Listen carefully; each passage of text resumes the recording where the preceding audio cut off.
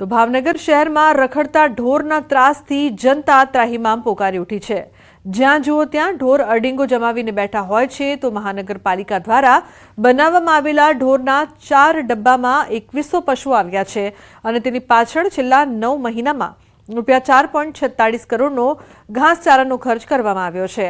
પરંતુ હજુ પણ રખડતા ઢોરનો પ્રશ્ન ત્યાં ને ત્યાં જ છે। આ રખડતી રંજાડના કારણે કેટલાય લોકોના અકસ્માત થયા છે, જેમાં કેટલાય લોકોના મૃત્યુ પણ થઈ ચૂક્યા છે। તો મહાનગરપાલિકા દ્વારા રખડતા ઢોર પકડવા જે એજન્સીને કોન્ટ્રાક્ટ આપ્યો હતો તે એજન્સીએ પણ કોઈ ઢોર પકડ્યું નથી, જેથી મનપાના એકલ દોકલ કર્મચારીઓ શહેરમાંથી રોજના 7 થી 8 ઢોર માંડ પકડે છે।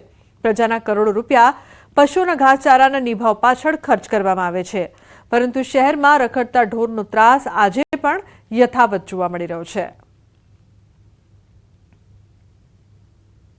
ભાવનગરની અંદર વર્ષે 6.5 થી 7 કરોડ રૂપિયા જેવો ખર્ચ ઢોરની પાછળ ખર્ચ્યો, છતાંય ભાવનગરની અંદર ઢોરની સમસ્યા જ્યાં જોઈ ત્યાં તમને ઢોર સામા મળશે। ખૂટિયાનો ત્રાસ, માણસ વૃદ્ધ લોકો તો બહાર નથી નીકળી શકતા અને નાના નાના ભૂલકાઓને ગાયો ઉડાડે છે, એવા વિડિયા ફરતા થઈ ગયા છે। ઢોરનો ત્રાસ દૂર કરવા માટે ભાવનગર મહાનગરપાલિકાની ટીમ દ્વારા દૈનિક ધોરણે ઢોર પકડવાની કામગીરી કરવામાં આવે છે અને એના જ કારણે છેલ્લા 1 વર્ષમાં આપણે લગભગ 4000 ઉપરાંત ઢોર પકડી અને ડબ્બામાં પૂરેલા છે અને હાલ આપણે 4 ઢોર ડબ્બા નિભાવીએ છીએ અને એમાં 2100 જેવા પશુઓ હાલ છે। अन्य समाचार गीर सोमनाथथी सूत्रापाड़ाना गुंदाड़ा गामना यूट्यूबर पर हुमलानो मामलो। यूट्यूबरનું अपहरण કરીને ઢોર માર માર્યો। यूट्यूबर દિનેશ સોલંકી ઉર્ફે રોયલ રાજાનું अपहरण કરીને માર માર્યો હતો। अपहरण કરીને માર મારતા અને મૂછો કાપતો વિડિયો સોશિયલ મીડિયામાં વાયરલ થયો છે। આરોપીઓએ અલ્ટો કારમાં अपहरण કરી એક ગોળના રાબડા પર લઈ ગયા હતા, જ્યાં મારામારી यूट्यूबરની મૂછો કાપવામાં આવી હતી। સમગ્ર ઘટનાનો વિડિયો સોશિયલ મીડિયામાં વાયરલ થયો છે। ઘટનામાં यूट्यूबरे कुल 13 લોકો સામે ફરિયાદ નોંધાવી હતી, જેમાંથી અત્યાર સુધીમાં 7 આરોપીઓની પોલીસે ધરપકડ કરી છે। તો સંવાદદાતા દિનેશ જોડાયા છે વધુ માહિતી આપવા માટે। દિનેશ, શું છે સમગ્ર મામલો? જી બિલકુલ રૂપના, ઘટના થોડા દિવસ પહેલાની છે કે જે ગીર સોમનાથ જિલ્લાનો એક યુટ્યુબર છે જેમનું રોયલ રાજા તરીકે ઓળખાય છે અને તે વ્યક્તિનું પ્રાચીના ઘંટિયા નજીકથી કેટલાક શખ્સો દ્વારા કારમાં અપહરણ કરી અને તેમને એક ગોળ બનાવવાનો જે રાબડો હોય છે ત્યાં આગળ લઈ ગયા હતા અને ત્યાં એમને ઢોરમાર મારવામાં આવ્યો હતો અને ત્યાં તેમની મૂછો છે તે તેમના વાળ છે તે પણ કાપવામાં આવ્યા હતા।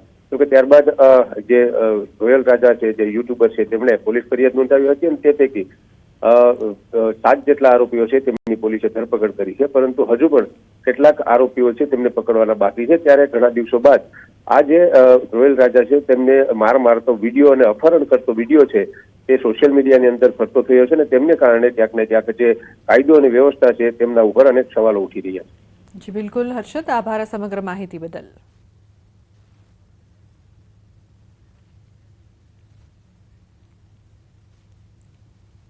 અને મહત્વપૂર્ણ સમાચારની વાત કરીએ તો હર્ષદના દરિયા કિનારેથી શિવલિંગ ચોરનારા 4 ઝડપાયા। આરોપીઓ શિવલિંગ ચોરીને હિંમતનગર લઈ ગયા હતા। આરોપીની ભત્રીજીએ કરી હતી વાત। શિવલિંગ ઘરે સ્થાપવાથી પ્રગતિ ફાયદો થવાની કરી હતી વાત। આરોપીઓએ મંદિરમાંથી શિવલિંગ ચોરવાની યોજના બનાવી હતી। તો આરોપીની ભત્રીજીએ આ વાત કરી હતી। શિવલિંગ ઘરે સ્થાપવાથી પ્રગતિ થવાની વાત કરવામાં આવી હતી। તો દરિયા કિનારેથી શિવલિંગ ચોરનારા 4 લોકો ઝડપાયા છે। તો પોલીસ આ મામલે વધુ તપાસ કરી રહી છે। દરિયા કિનારેથી કરી હતી ચોરી, સમગ્ર મામલો સામે આવ્યો છે। આરોપીઓ શિવલિંગ ચોરીને હિંમતનગર લઈ ગયા હતા। તો શિવલિંગ ઘરે સ્થાપવાથી પ્રગતિ થશે તેવી વાત સામે આવી છે, જેના કારણે ભત્રીજીની વાતમાં આવીને ચોરી કરી હોવાની વાત આરોપીઓ દ્વારા કરવામાં આવી રહી છે। તો આરોપીની ભત્રીજીએ આ વાત કરી હતી, જે બાદ દરિયા કિનારેથી શિવલિંગની ચોરી કરવામાં આવી। અંબાજી મંદિર ટ્રસ્ટને 9 લાખની કિંમતની ચાંદીનું દાન મળ્યું છે। મૂળ અમદાવાદના અને હાલ અમેરિકામાં રહેતા માનસી શર્મા અને અમદાવાદના દિનેશ ભટ્ટ નામના શ્રદ્ધાળુઓએ માતાજીને થાળ અર્પણ કર્યો। અમારા ફેમિલી, અમારા ફ્રેન્ડ્સ બધાએ ભેગા થઈને આ ચાંદીનો થાળ માતાજીને અર્પણ કર્યો। સાથે સાથે 5 દીવાની આરતી પણ અર્પણ કરી છે। આનું વજન છે અરાઉન્ડ 7 કિલો 7 કિલો અને 9 લાખની કોસ્ટ છે. અમને પ્રેરણા થઈ કે આપણે માતાજીને ચાંદીનો નવો થાળ બનાવીએ અને અમદાવાદથી સ્પેશિયલ કારીગરો લાવી, ટેકનિકલ હોશિયારો લાવી માતાજીના જૂના થાળ જેવું જ માપ, જે બી ડિઝાઇન અને આશરે 7 કિલો 98 ટચ ચાંદીનો અને એની આજે બજાર કિંમત 9 લાખ રૂપિયા કિંમત થાય. માતાજીને ખૂબ સરસ મંગળ દીવાની 5 આરતી પણ એ પણ લગભગ 650 ગ્રામની છે, પણ બધી પ્યોર ટચ ચાંદીની અને શુદ્ધ ચાંદીની બનાવડાઈ છે.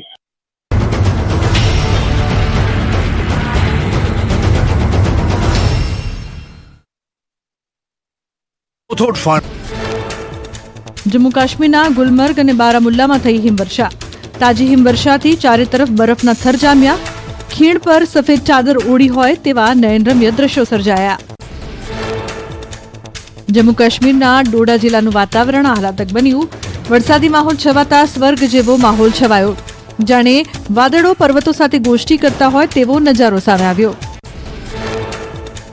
તમિલનાડુના તિરુનેલવેલી શહેરના કેટલાક વિસ્તારમાં વરસાદ જામ્યો. પલયન કોટ્ટાઈ વિસ્તારમાં કમોસમી વરસાદથી રસ્તા ભીના થયા. વાહન ચાલકોને પણ ભોગવવી પડી હાલાકી.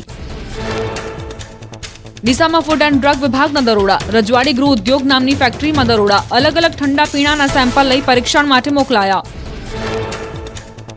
ફૂડ વિભાગે સ્થળ પરથી અલગ અલગ 11 ખાદ્ય પદાર્થોના લીધા નમૂના. 17.50 લાખની કિંમતનો 4000 કિલો જથ્થો જપ્ત કર્યો. ભેળસેળિયા વેપારીઓમાં ફફડાટ. દેવાયત ખવડે હાઈકોર્ટના દ્વાર ખખડાવ્યા. પોલીસ ફરિયાદ નહીં નોંધાતા હાઈકોર્ટમાં અરજી કરી. આરોપીઓ સામે એફઆઈઆર નોંધવા અને મુદ્દામાલ શોધી પરત કરવા પોલીસને નિર્દેશ આપવાની અરજીમાં માંગ. કસૂરવાર પોલીસ અધિકારીઓ સામે પણ કાર્યવાહી થાય તેવી રજૂઆત. ભાવનગર મનપાના અણઘડ આયોજનથી પ્રજાના પૈસા પાણીમાં. બગીચાની કામગીરી 2.5 વર્ષથી ટલ્લે ચડી. હાઉસિંગ બોર્ડે જમીન આપ્યા પહેલા જ કોર્પોરેશને ડિઝાઇન બનાવી બગીચાનું